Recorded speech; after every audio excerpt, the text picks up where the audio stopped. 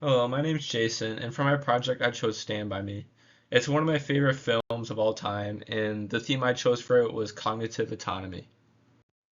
Alright, so Stand By Me takes place in the 1950s and follows four boys, Gordy, Chris, Teddy, and Vern.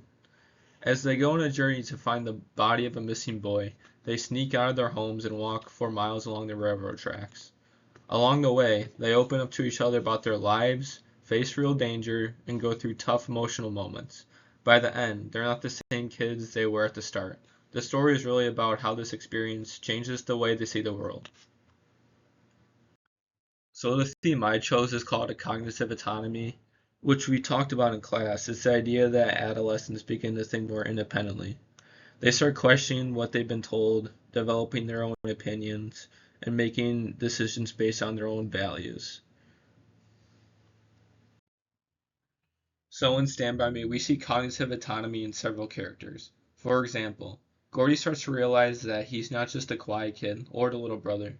He wants to be a writer even though his parents ignore him and only cared about his older brother. That shows he's developing his own identity. Another moment is when they find the body of the missing boy. Gordy decides that they should report it anonymously instead of letting someone else take credit for it. That shows he is thinking morally on his own. And the last example is when Gordy stands up to Ace, the older bully with a gun. It's not about being violent. He's taking control and protecting his friends based on what he believes in. Alright, so how does this connect to class? These moments align with what we learned about cognitive changes in adolescence, especially in morally reasoning and personal decision making. Adolescents begin to challenge authority, explore values, and think more about the future, all of which are present in the film. I think the film shows adolescence in a really honest and respectful way. The boys are dealing with some heavy stuff like grief, abuse, and feeling misunderstood. And I think that feels real today, even through a movie that takes place in the 1950s. The dialogue might be a little dramatic sometimes, but their emotions and struggles are definitely relatable. At the same time, the story mostly focuses on white working class boys, so it doesn't represent every kind of teen experience.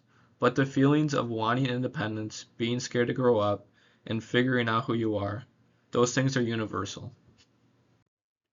So overall, Stand By Me is a great example of cognitive autonomy in action. The characters are right at that age where they're learning to think for themselves, challenge what they've been told, and decide what kind of people they want to be. And even though it's set in a different time period, those themes are still really relevant today in adolescence. Thank you for listening.